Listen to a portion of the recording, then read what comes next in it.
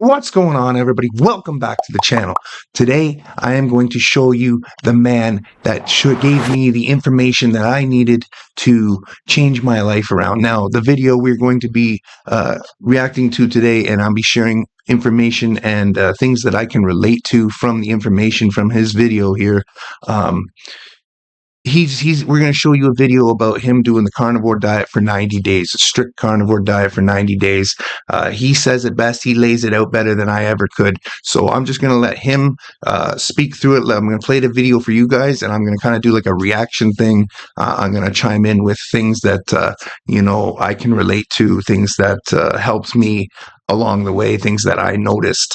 And hopefully this helps you guys out. As I said, this is the guy that I got my knowledge from, a lot of it, not all of it, but a lot of it. And maybe you guys can go check him out. I'll leave a link to his channel in the description.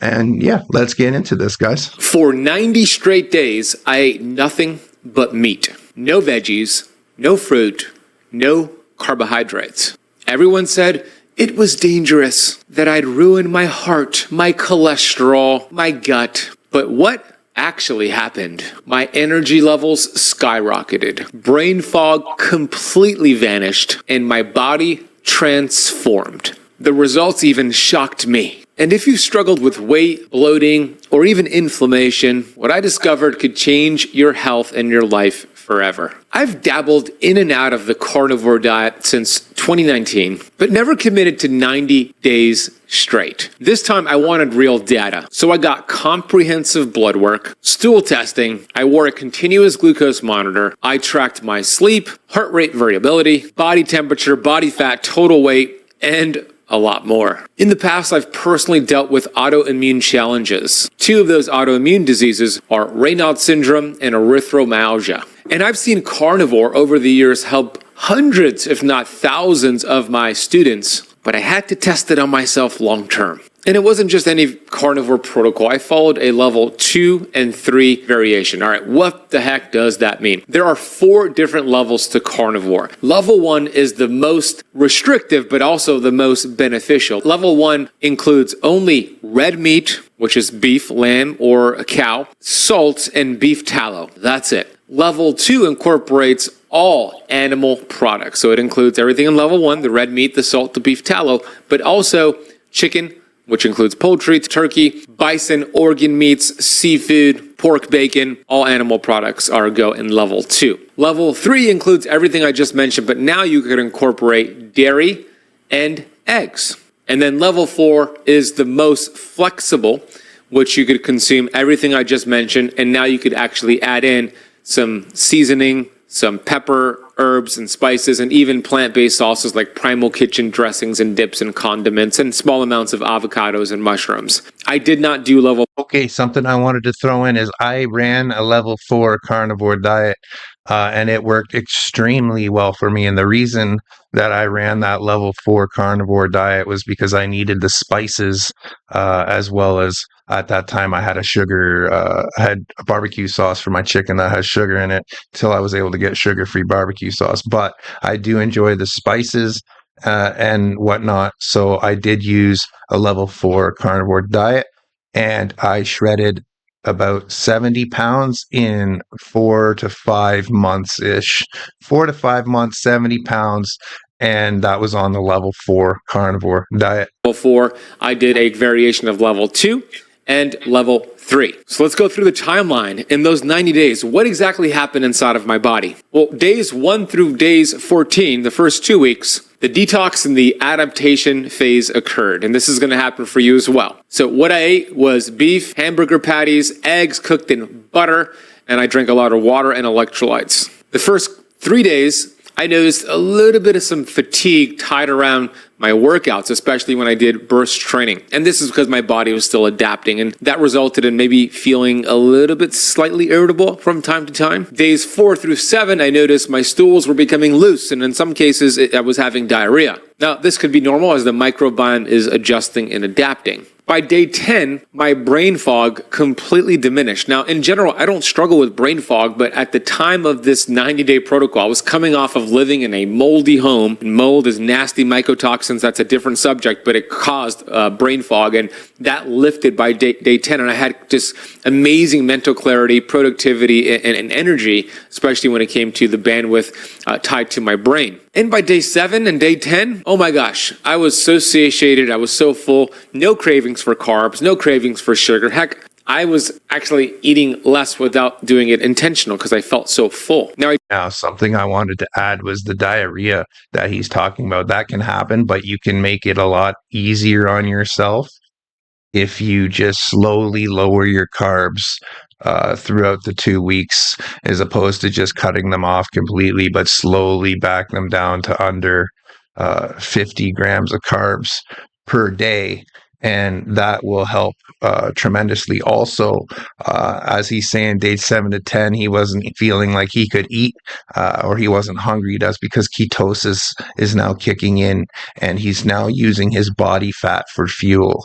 His body's not asking for fuel. It has all the fuel it needs right there, and it can just pull from it. So you're not getting heavy hunger cues, ghrelins not spiking, and whatnot. Also, by then your hormones are going to be balancing out as well by that point. I did do heavy workouts throughout the protocol, especially the first 7 days. And I play basketball every Sunday here in Miami Beach. And I would tend to hit a wall about an hour in. Usually that doesn't happen to me. But during this carnivore phase, it did. So I took some exogenous ketones, and that actually helped with the bonking. And by the time I reached week 2 and 3 of my 90-day protocol for carnivore, I was already adapted, so there was no more bonking. Looking at my continuous glucose monitor data. By bonking, guys, I believe he means energy crash. Now that does straighten out, like he said, after your mitochondria start to become more adapted to using your body fat efficiently for fuel.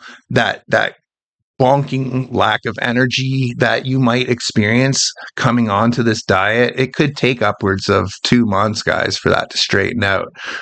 But it will straighten out, and you can have the energy that you need. My blood sugars were ranging between 70 milligrams per deciliter and 110 milligrams per deciliter post-meal. So pretty much flatline, no huge glucose spikes. And I saw that trend throughout the entire 90 days of my protocol, which is important because if you struggle with high blood sugar levels, insulin resistance, diabetes, and if you're overweight, we want to reduce your blood sugar levels, and a carnivore diet is one of the best ways you can do that. I saw that with real-time data, and I've seen it in a lot of my students.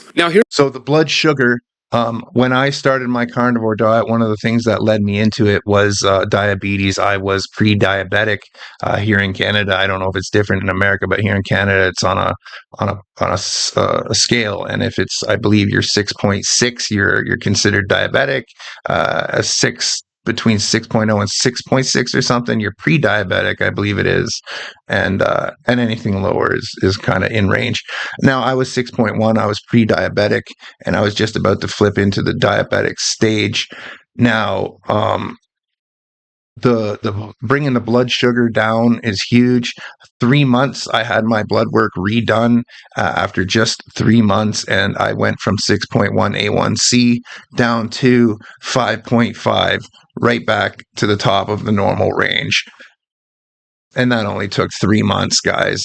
3 months to straighten that out. Here's what I also noticed those first couple of weeks when it came to sleep, heart rate variability. I use the Aura ring to track my sleep. It also shows you how many times you wake up in the middle of the night. It shows you how much REM and deep sleep you get. Every area of my sleep and recovery improved. My deep and REM sleep, I typically get about an hour and a half of each of those each night. During carnivore, it was closer to 2 hours. So that's important because REM sleep is going to help with memory consolidation, fat burning. Deep sleep is going to help with detoxification and the prevention of Alzheimer's, dementia, Parkinson's, because you're clearing out plaques and proteins via the lymphatic system. So the more deep and REM sleep you can get, the better it is for your longevity, the better it is for anti-aging. And although I was already getting great deep and REM sleep, going carnivore, just the first couple of weeks increased both of deep and REM. I also noticed that my heart rate variability increased. Heart rate variability is not the same as heart rate. Heart rate variability is looking at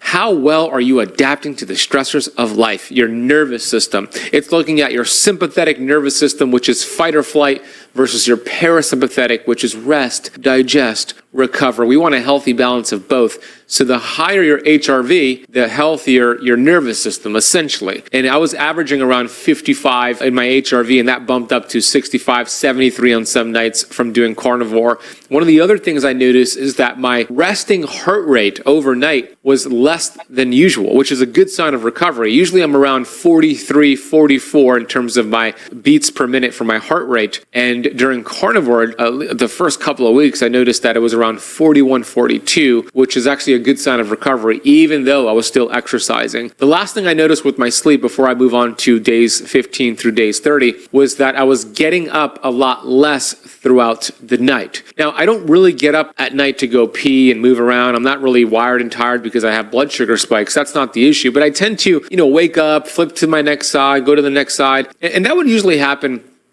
7 or 8 times per night. And it's not really a big deal because I would wake up, flip over, and then go back to sleep. I wasn't staying awake. But Now, the carnivore diet did straighten my sleep out extremely well as well, guys. I was getting up throughout the night to go to the washroom and stuff, and that completely straightened right out due to the lack of carbs, I'm assuming. I noticed that just a couple weeks into carnivore, it went from 6 to 7 times that I was waking up each night, and it shows you in the Oura Ring app, little white dots, to 3 to 4 times. So it pretty much cut that in half. Now, I also started going to bed a lot earlier as I was staying up till 1, 2 in the morning. I then started going to sleep at about 9 at night so that I could shave off all those hours of having to try out and deal with hunger pains and whatnot when I was transitioning onto the diet. And that just kind of developed into going to bed at that time every night now. As I get much better sleep, I also wake up at 6 a.m. in the morning now and go to the gym in the morning. So I kind of need that sleep.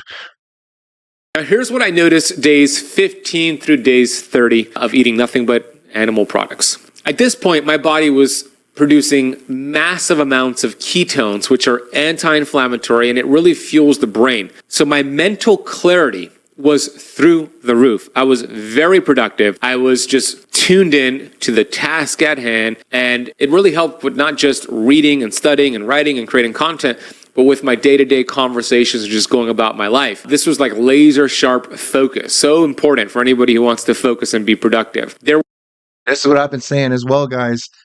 You get super smart. The ketones go to your brain. Your brain loves ketones. It's the preferred fuel for your brain.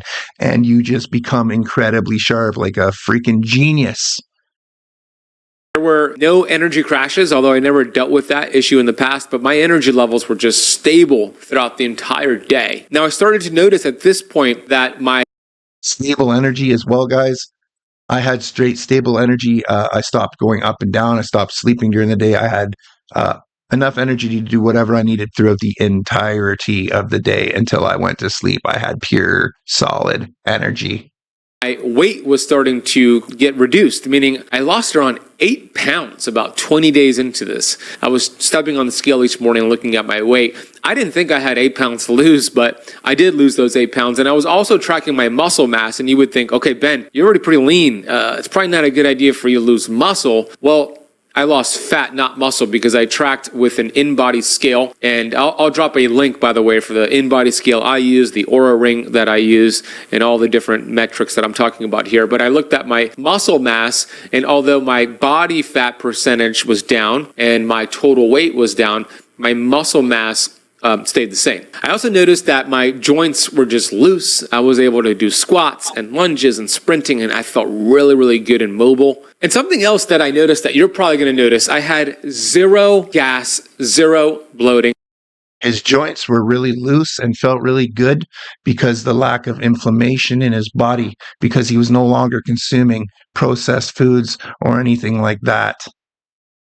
There was no farting, there was no belching. Now, typically I don't have an issue with farting and belching, but when I have some fiber, some carbs, I might get some gas. I might have some flatulence. I had none of that. Actually, throughout the entire 90 days, I don't think I had any gas. I don't think I had any burping. And you're going to notice the same thing. It's such an incredible thing you can do for your gut microbiome. Now, let's shift into what I noticed days 31 through days 35. At the end of me sharing my 90-day experience, I'm going to share with you what the labs showed, the lab markers, the stool test, so stick with me here. But days 31 through days 45, I started to notice more fat loss. My abs were becoming more visible, and my face, my waist were visibly leaner. At this point, I was about 12 pounds lighter. And again, that was fat, not muscle. The muscle mass stayed the same. And my in-body scan for my body fat showed a reduction of body fat by 4%. This is about 40 days in. Pretty cool. Zero constipation, no diarrhea. I had intermittent loose stools. That was the only issue there. I took some digestive enzymes that really helped occasionally, especially when I had a big fatty carnivore meal. Still no fiber, still thriving. What a shocker, huh? Okay, days 46 to days 60. What did I notice? Well, I started to notice that I was performing better with my workouts. I was recovering faster. My REM and deep sleep were still great. My heart That's because his mitochondria had now started becoming what they call fat adapted, and he was utilizing his body fat much more efficiently, as well as burning ketones much more efficiently. rate variability was still great. I've dropped now 14 pounds of fat, no muscle at this point. My lean muscle maintained, again, verified by the in-body scan. My skin looked completely different. You know, the skin regenerates every 30 days. So within 30 days, you're going to notice visible differences in your skin and appearance. I just had less wrinkles. I had more of a glow. Eyes were brighter. Typical sign of just inflammation being reduced inside of the body. This brings me to days 61 through days 75. What did I notice? Okay, now I've dropped 16 pounds of fat. Muscle mass has maintained. It's a total of 6% body fat came off my body. My abs were more visible. No loss in lean muscle mass. Greater vascularity, definition, and energy. And I'll show some photos here on the screen of what that looked like at this point. My Oura Ring showed even deeper stages of deep sleep and REM sleep than before. My heart rate variability maintained an above average range. And I started noticing I was going to the bathroom less often to poop. And when I did poop, I was using less toilet paper. I noticed that too, guys. I go to the washroom much less on this diet. I don't know if you knew this, but the more swipes you have on your butt, the more unhealthy your gut is. The less toilet paper you use, the healthier it is for your gut. So I was using less toilet paper. No constipation, no gas, no digestive distress. I also noticed that there were no autoimmune flare-ups. Now at this point, I already had really taken good care of my autoimmune with detox and heavy metal detox and other things, but the erythromyalgia, the Raynaud's, all of that improved. I even did cold plunging, I did sauna, no issue with my autoimmune. Okay, by day 90, I felt like a rock star. I was, my mom was telling me, are you still doing this animal diet? Can you eat my lentils? Can you eat my rice? No, Mom, I'm committed to the cause. I wanted to make sure I had some good data. So here's a before and after photo for those watching on YouTube of what my day 1 and day 90 looked like in terms of my appearance. But let's go over the labs. When I posted about doing this experiment on social media, I got so many nasty comments. Ben, you're going to have a heart attack. This is so dangerous. This is not good for you. Okay, well, here's what I noticed. And here are the few highlights, and you're going to be shocked, and I want you to share this with your cardiologist, your doctor, anybody who thinks this is crazy. Day 1 to day 90, I lost 16 total pounds of fat, not muscle. I dropped 6% body fat in the day 90s, and I already established that my sleep, REM, HRV, everything improved. But what did the lab show? Well, on day 1, I did a $3,500 panel of blood work at LabCorp. Then I did the same $3,500 retail panel on day 90. My total cholesterol was already high on day 1. It was over 300 on day 1, and by day 90 it went to 434. Okay, that might sound dangerous. Okay, stick with me here. My total LDL rose to 350 on day 90. Okay, sounds dangerous, but I did the particle sizes done for that, and it's not just about total LDL or total cholesterol,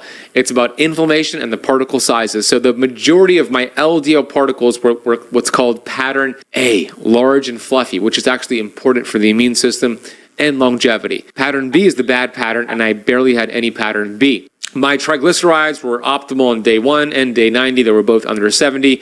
My HDL went from 65, which is called the good protective cholesterol. It's like the janitorial system to clear out plaques and proteins from your arteries, was 65 on day 1, 74 on day 90. Huge improvements. My triglyceride to HDL ratio was 1-to-1 both times, which is a good sign. And then my insulin was on day 1, under 4 on day 90. A1C was 5.2% on day 1, 5.1% on day 90. My inflammatory markers were all optimal, under 0.5 for C-reactive protein on day 1, same thing on day 90. And then my homocysteine are in the single digits, which is also an inflammatory marker, good on day 1 and day 90. Here's probably the most interesting test that I did that's going to blow your mind. Okay, the gut microbiome. How many of you have heard that you need fiber, you need plants, you need vegetables to improve your gut microbiome? Is that the case? Well, I kind of disproved that. Here's why. I did a stool test on day 1. Yes, I pooped in a bag and sent in my poop to the lab and they reviewed it. I did the same test on day 90 and here's what it showed. When I got the results back on day 1 testing, again, this is before I started my carnivore diet here, it showed that my gut microbiome diversity was average and there was some room for improvement. And on that lab report, it said, in order to improve diversity and improve your gut microbiome, here's what we suggest. Eat more fiber, eat more plants, eat more polyphenols, do less keto, eat less red meat. Well, what did I do? I did the complete opposite. I was still doing carnivore. I did 90 straight days of carnivore. I didn't follow that advice. And you would think when I retested this same test on day 90, it would be a disaster. Okay, was it? Well, it turns out on day 90, when I retested my stool test, my results in my gut microbiome were insane. I saw an improvement in my gut diversity on day 90, no fiber. I noticed also on that test report, it showed I had 5 keystone bacteria show up on day 90 that was not there on day 1. Keystone bacteria are really important for the gut microbiome. And I had 7 core bacteria show up on day 90 that did not show up on day 1. Everything in my gut microbiome improved, doing the opposite of what people think. We think we need fiber. So in general, and I even had I had several experts review my results. I even published all of my testing results, so you don't think I'm making this up, in a previous episode on the Metabolic Freedom Podcast. So I'll drop that link down below if you want to go deep into my labs. But I brought on a heart surgeon who said, you were healthy on day 1 and even healthier on day 90. I brought on a gut microbiome specialist who said, you've changed the way that I think about the gut microbiome. I brought on Dr. Daniel Pompa, who said he expected this because of the stress and the change. So, man, this is just such an incredible tool. I recommend doing variations of carnivore. I talk about the value of carnivore and diet variation and fasting and the gut microbiome in my latest book, Metabolic Freedom. Go get it. There's a 30-day plan to burn fat, restore the gut microbiome and your metabolism. And we're going to give you a free course on the metabolism when you buy the book today. It's available on hardcover, Kindle, Audible, and Spotify. I narrated those audios myself. It's a New York Times best-selling book that just came out. And if you go to metabolicfreedombook.com or scan the QR code on the screen here, you could get access to the free course with some exclusive interviews today, and we'll drop that link down below. But let me address some of the questions you posted here on this topic. How much meat did I eat per day in grams or calories? I was getting about 1 gram of protein from meat per pound of my current body weight, which was my ideal body weight. So I started out about 186 pounds, and by the time I was done with carnivore, I was about 170 pounds, which is pretty lean, but again, I didn't lose muscle mass. I maintained that.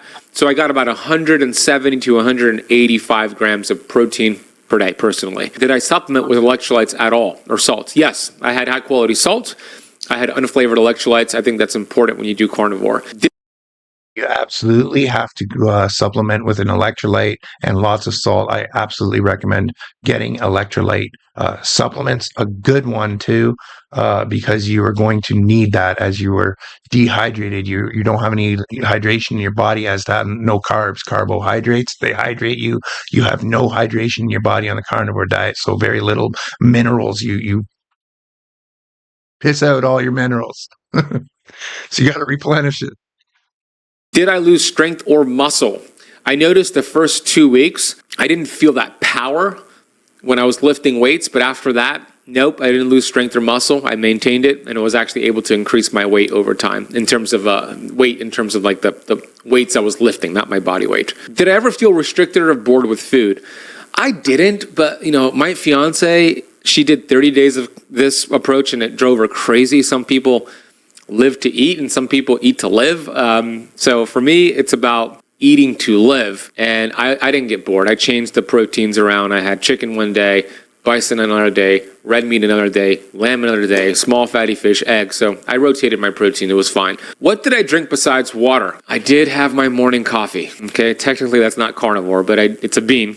But I did have my coffee, my purity coffee every morning. There you have it. That's what happened to me during the 90 days. Share this with somebody you know, somebody doing carnivore, thinking about doing carnivore. If you're listening on the podcast, leave it a rating and review. Thank you for watching and thank you for listening. All right, guys. So as you can see, Ben lays it out extremely well for you, the benefits of the carnivore diet.